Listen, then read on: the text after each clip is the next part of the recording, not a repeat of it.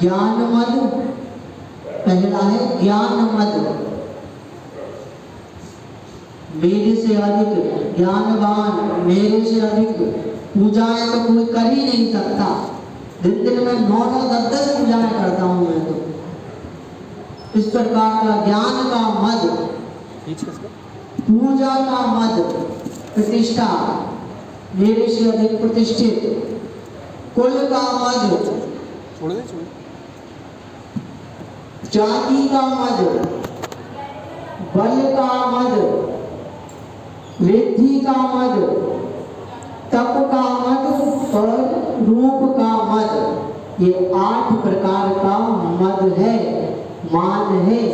हमें इसका त्याग करना है और वह विनय रूपी महाधर्म को अपने जीवन में अंगीकार करना है।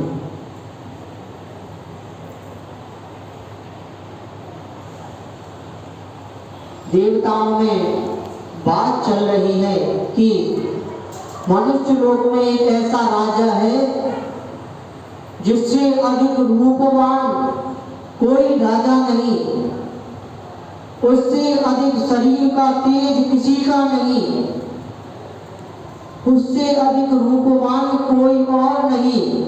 तब सौधर्म इंद्राणी 2 राजा वह राजा का रूप देखने आते हैं और जैसे ही वह राजा व्यायामशाला से निकलती है और वह सौधर्मेंद्र जैसे ही वह राजा को देखते हैं तो वह देखते ही रह जाते हैं कि किस प्रकार का तेज और किस प्रकार का रूप वह राजा का है। तब वह राजा कहते हैं कि अभी तुमने मेरा रूप देखा ही कहाँ है, मैं जब साज श्रृंगार करके आऊंगा जब तुम देखना।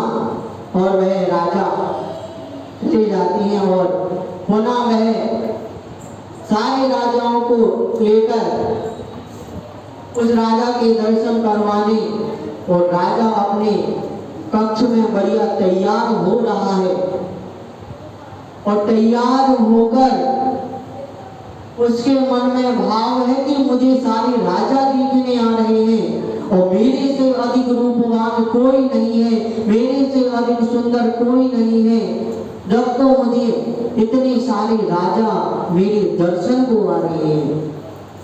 और जैसे ही वह राजा अपने कक्ष से तैयार होकर वह सभी राजाओं के समक्ष पहुंचते हैं और वह सारे राजा उस राजा को देखकर हंसने लगते हैं।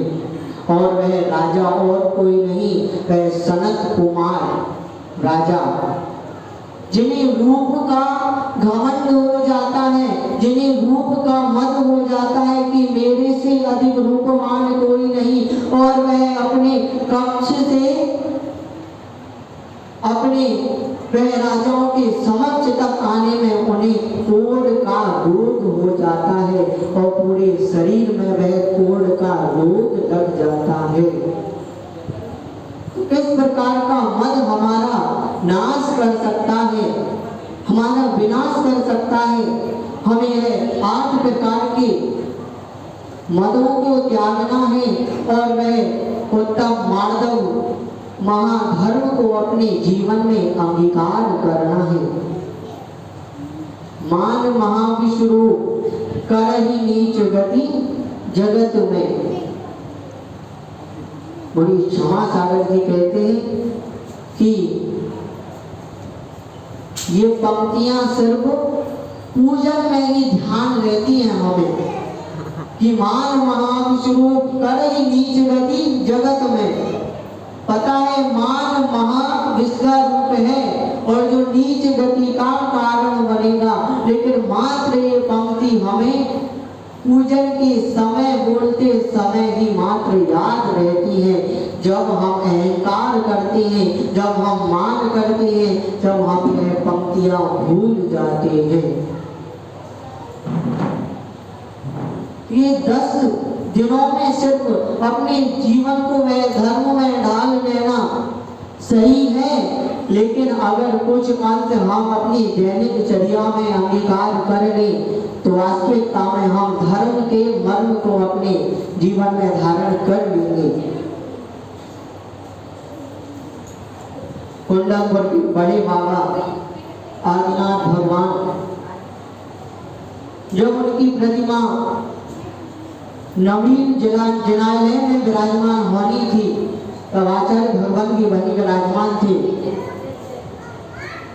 कई मशक्कत करने के बाद वह प्रतिमा टस से मस नहीं हुई। बड़े बाबा की प्रतिमा कई क्रेनों ने बड़े बाबा की प्रतिमा को उठाने का प्रयास किया, लेकिन वह प्रतिमा हिली तक नहीं।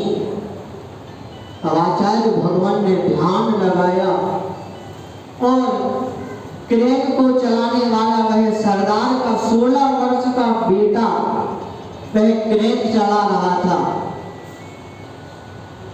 और क्रेन चला रहा था वह, और वह क्रेन से नीचे उतरकर बड़ी ही विनय से, बड़ी ही सरलता से बड़े बाबा की प्रतिमा को प्रणाम करता है और वह क्रेन पर चढ़ता है और गुरुदेव का वह ध्यान, और जैसे ही वह क्रेन से नमस्कार करते हुए वह क्रेन से बड़े बाबा की प्रतिमा को उठाता है और वह प्रतिमा आसानी से उठ जाती है।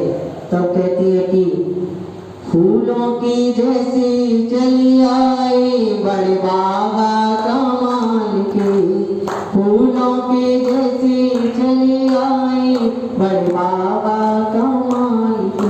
बड़ी आसानी से वह, देखिए नन्हा सा बालक, उसने भी अपने विनय के भाव को जब वह धारा, तभी वह बड़े बाबा की प्रतिमा को एक स्थान से दूसरे स्थान पर पहुंचा सके।